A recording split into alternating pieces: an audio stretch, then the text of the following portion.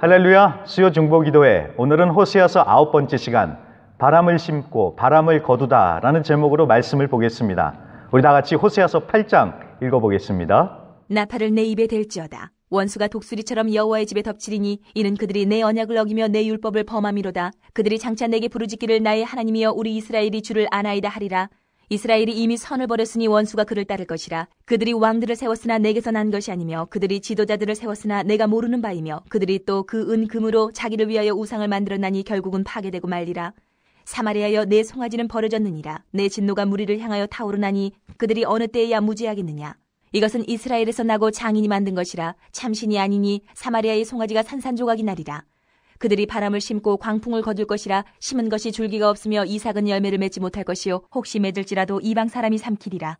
이스라엘은 이미 삼켜졌은즉 이제 여러 나라 가운데 있는 것이 즐겨 쓰지 아니하는 그릇 같도다. 그들이 홀로 떨어진 들나귀처럼 아수르로 갔고 에브라임이 값주고 사랑하는 자들을 얻었도다. 그들이 여러 나라에게 값을 주었을지라도 이제 내가 그들을 모으리니 그들은 지도자의 임금이 지워준 짐으로 말미암아 쇠하기 시작하리라. 에브라임은 죄를 위하여 제단을 많이 만들더니 그 제단이 그에게 범죄하게 하는 것이 되었도다. 내가 그를 위하여 내 율법을 10,000가지로 기록하였으나 그들은 이상한 것으로 여기도다. 그들이 내게 고기를 제물로 드리고 먹을지라도 여호와는 그것을 기뻐하지 아니하고 이제 그들의 죄악을 기억하여 그 죄를 벌하리니 그들은 애굽으로 다시 가리라. 이스라엘은 자기를 지으신 이를 잊어버리고 왕궁들을 세웠으며 유다는 견고한 성읍을 많이 쌓았으나 내가 그 성읍들에 불을 보내어 그 성들을 삼키게 하리라. 지난주 호세아서 7장에 뜨거운 화덕, 한쪽만 타버린 전병, 어리석은 비둘기, 속이는 화살, 이렇게 4가지 비유가 나왔었습니다. 이 4가지를 통해서 당시에 국내외 정치적인 상황이 묘사가 되고 있었습니다. 그래서 먼저는 내정, 즉 부패한 권력자들의 행태와 피해 구테타들로 혼란스러웠던 왕궁 내의 상황들이 묘사가 됐었고요. 그리고 한편으로는 살아남기 위해 하나님을 향해서가 아니라 당시 강대국들을 향해서 부지런히 날갯짓을 했었던 이스라엘의 외교 정책, 어리석음이 폭로되고 있었습니다. 오늘 8장도 마찬가지입니다. 이스라엘이 왜 망할 수밖에 없는지, 왜 심판을 받아야 하는지를 적나라하게 보여주고 있습니다. 1절을 보시면 나팔을 대라 라고 하면서 원수가 독수리처럼 여호와의 집을 덮칠 것이다 라고 그렇게 말씀을 합니다. 자, 나팔은 축제나 파티 때 이렇게 나팔을 불든지 아니면 전쟁이나 위급한 상황이 벌어졌을 때 이렇게 나팔을 불었었습니다. 자, 이 오늘 말씀에서는 어떤 상황이었을까요? 후자죠, 후자요. 독수리 같은 아수르가 북이스라엘로 쳐들어오니까 나팔을 불어라 라면서 전쟁이 일어날 것을 경고하고 있는 것입니다. 우리가 알다시피 기원전 722년에 북이스라엘은 아수르에 의해서 아주 처참하게 멸망당합니다. 자, 그렇다면 왜 이런 심판을 받게 됐을까요? 이제부터 우리가 하나씩 살펴보겠습니다. 자, 1절에 전쟁이 터져서 나팔을 불어라 라고 했더니 2절에 보니까 백성들이 나의 하나님이여 우리 이스라엘이 주를 아나이다 라고 그렇게 외칩니다. 자, 이게 무슨 말일까요?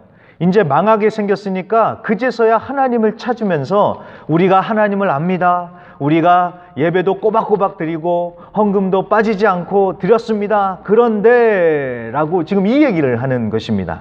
자, 이에 대한 하나님의 답이 무엇일까요? 3절, 이미 선을 버렸으니 원수가 따라올 것이다. 됐다, 일 없다, 지금 이렇게 대답을 하시는 것입니다. 자, 이 사람들이 하나님을 안다고 했지만 아는 척을 했을 뿐이지 실상은 하나님을 제대로 알지 못했던 것입니다. 그것을 어떻게 알 수 있느냐? 예배를 드리고 안 드리고 이게 아니라 하나님의 말씀에 순종하느냐 안 하느냐, 바로 거기서 판가름이 나는 것입니다. 쭉 내려가서 한번 11절을 읽어보겠습니다. 에브라임이 죄를 위하여 제단을 많이 만들었더니 그 제단이 그에게 범죄하게 하는 것이 되었도다. 아멘. 자, 제단을 쌓는 이유는 하나님을 제사, 그러니까 하나님을 예배하기 위해서 쌓는 것입니다. 그래서 얼핏 생각하기에는 아니 제단을 많이 쌓아서 제사, 예배를 많이 드리면 좋겠네 라고 생각할 수도 있겠지만 현실은 그 반대였습니다.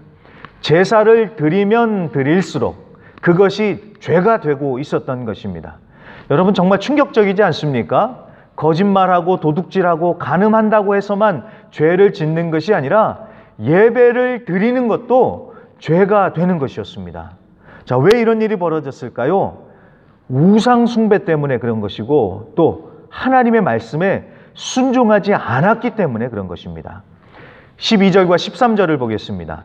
내가 그를 미워하여 내 율법을 만 가지로 기록하였으나 그들은 이상한 것으로 여기도다. 그들이 내게 고기로 제물을 드리고 먹을지라도 여호와는 그것을 기뻐하지 아니하고. 아멘. 자, 예배를 안 드려서가 문제가 아니라 예배를 많이 드렸는데 하나님의 말씀대로 살지 않았기 때문에 예배가 오히려 하나님 보시기에 가증한 죄가 돼버리고 말았던 것입니다. 우리도 정말 잘 생각해야 합니다. 예배를 많이만 드리면 하나님이 좋아하실까요? 우리 한국 교회들은 무슨 예배, 예배가 정말 많습니다. 매번 예배를 인도하는 목사의 입장에서는 정말 쉽지는 않습니다. 하지만 그래도 저는 예배를 많이 드리는 걸 좋아합니다. 그래서 할 수만 있으면 예배를 드리면 좋겠습니다. 그런데 그 많은 예배들, 과연 하나님이 기뻐하시는 예배가 되고 있는지, 아니면 하나님 보시기에 정말 가증한 죄를 짓고 있는 것인지 우리는 잘 생각해 봐야 합니다. 자, 그러기 위해서는 누구를 위한 예배인지, 무엇을 위한 예배인지 정말 우리가 가슴에 대고 물어봐야 합니다. 여러분, 예배는요, 하나님을 위한 것입니다. 예배의 주인공, 예배의 중심은 하나님이십니다. 그런데 그것이 사람, 즉 나 중심이 되기 시작하면은 변질되는 것입니다. 자, 예배를 드렸는데도 내가 좋아야지 은혜 받았다고 하는 정말 엉터리 같은 일이 벌어지고요. 또 내가 뭔가를 했다는 그런 만족감을 느끼기 위해서 예배를 드리고, 또 안 드리면 깨름직하니까 형식적으로라도 그냥 예배 자리에 한번 있어주는 것이고, 아니면 내가 원하는 것을 얻기 위해서 비나이다 하면서 예배로 하나님을 달래는 것, 이거 아니죠. 예배의 중심이 나가 되면은 이것은 나라는 우상 숭배를 하는 것입니다. 겉으로는 하나님을 예배한다고 하지만 실상은 우상 숭배를 하는 끔찍한 죄악을 저지르고 있는 것입니다. 여러분, 꼭 기억해 주십시오. 예배는 하나님의 기쁨을 위해서 드리는 것이고 하나님께로부터 무언가를 받아내기 위해서 드리는 것이 아니라 이미 구원의 은혜를 받았기 때문에 하나님을 위해서 전적으로 드리고 헌신하는 것입니다. 이미 받았으니까 하나님께 드리는 것입니다. 그리고 더 중요한 것은 예배만 드리고 끝, 이게 아니라 하나님의 말씀에 순종하는 삶이 있어야 한다는 것입니다.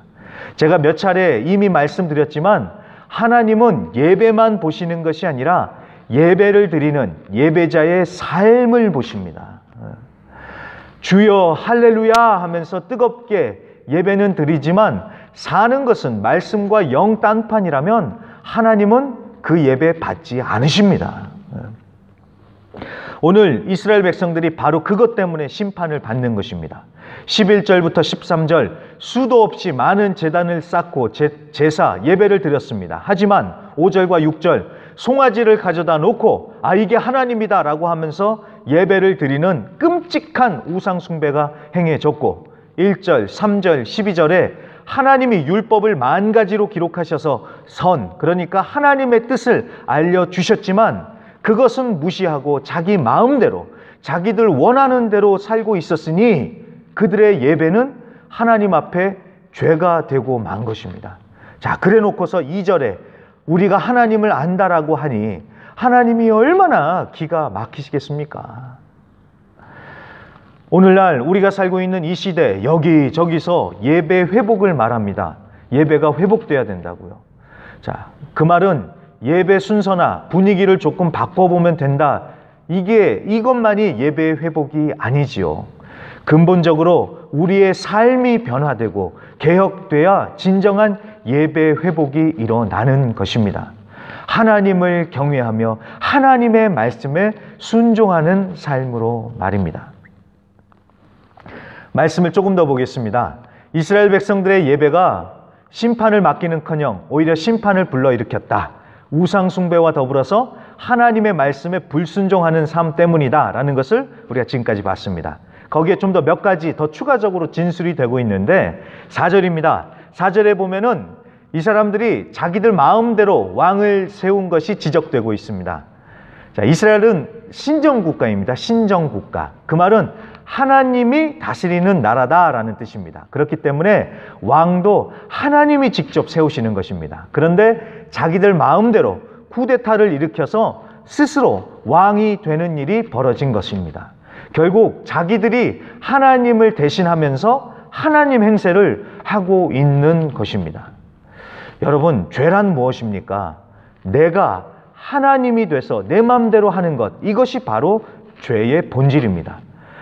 자, 아담과 하와가 선악과를 먹었을 적에 그때 강력한 유혹이 됐던 말이 무엇입니까? 먹으면 하나님처럼 된다. 자, 그 말 때문에 먹은 것 아닙니까?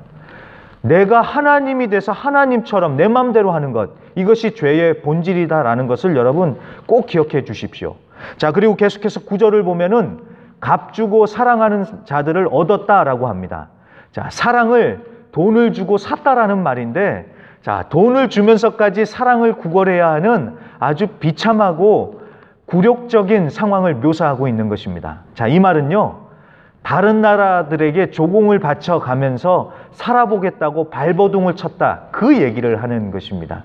자, 하나님만 의지하면서 하나님을 향해서 날갯짓을 하면 하나님이 다 책임져 주시는데, 당장 눈앞에 보이는 아수르 같은 강대국에게 돈까지 바쳐가면서 의지했던 것입니다. 그랬더니 그 결과가 무엇입니까? 8절, 즐겨 쓰지 아니하는 그릇처럼 아무짝에도 쓸모없는 천덕꾸러기 같은 취급, 무시당하는 상황이 돼버렸다는 것입니다. 그리고 10절, 도와달라고 돈을 싸들고 찾아가서 바쳤던 그 나라들이 오히려 이스라엘에게 무거운 짐을 지워주면서 힘들게 하는 것입니다. 자, 그리고 결정적으로 14절, 쌓아 올렸던 왕궁들, 성읍들이 다 불타고 망하고 맙니다. 누구에게요? 바로 그 아수르요. 아수르. 도와달라고 돈을 싸들고 찾아갔던 그 아수르가 이스라엘을 망하는 원흉이 됩니다. 하나님께서 그 아수르를 들어서 심판을 하신 것이죠. 자, 그러니 보십시오. 살아보겠다고 하나님을 예배하고, 한편으로는 강대국들 사이에서 눈치 보고 가져다 바치고 우상 숭배도 하고, 자, 그런데 하나님을 잊어버리니까 다 소용없고 쌓아 올렸던 것들이 다 무너지는 것입니다. 여러분 꼭 기억하십시오. 하나님을 잊어버리면 공든탑도 한순간에 한 방에 무너지는 것입니다. 시편 127편 1절과 2절을 읽어보겠습니다. 여호와께서 집을 세우지 아니하시면 세우는 자의 수고가 헛되며 여호와께서 성을 지키지 아니하시면 파수꾼의 깨어있음이 헛되도다. 너희가 일찍이 일어나고 늦게 누우며 수고의 떡을 먹음이 헛되도다. 그러므로 여호와께서 그의 사랑하시는 자에게는 잠을 주시는 도다. 아멘. 여러분, 이 말씀이 얼마나 맞습니까? 잠도 안 자고 죽으라고 열심히만 일한다고 해서 성공하는 것 아니지요. 열심히 노력도 해야지만 운이 따라야 하고 때가 맞아야 하지 않습니까? 물론 세상 사람들이야 그것을 운이라고 말하지만 우리 믿는 사람들은 그것을 하나님의 은혜, 하나님의 손길이라고 고백을 하지요. 하나님의 손길이 없으면 아무리 수고해도 일이 안 되는 것입니다. 다 무너지는 것입니다. 오늘 이스라엘 백성들이 바로 그랬던 것입니다. 정말 나름대로 열심히 했습니다.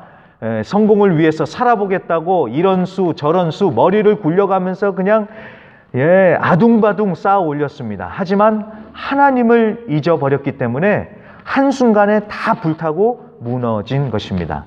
이것을 오늘 7절에는 이렇게 표현합니다. 그들이 바람을 심고 광풍을 거둘 것이라.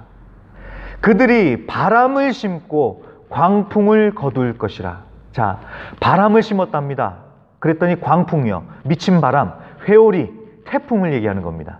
즉 바람을 심었더니 바람을 거둔 헛수고였다라는 것입니다. 여러분, 인생이요, 나그네 길, 바람처럼 왔다가 바람처럼 사라지는 것입니다. 하지만 바람을 심고 바람을 거두는 헛된 인생이 돼서는 안 되지요.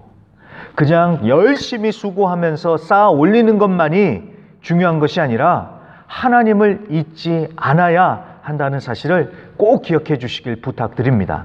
그래서 자꾸만 내가 잘해서 뭔가 해보려고 그러면서 하나님은 조금만 도와주시면 됩니다. 이게 아니라 전적으로 하나님을 의지하면서 하나님의 은혜로 정말 하나님의 덕을 보면서 하나님 때문에 잘 되는 열매 맺는 그런 인생이 돼야 되지 않겠습니까?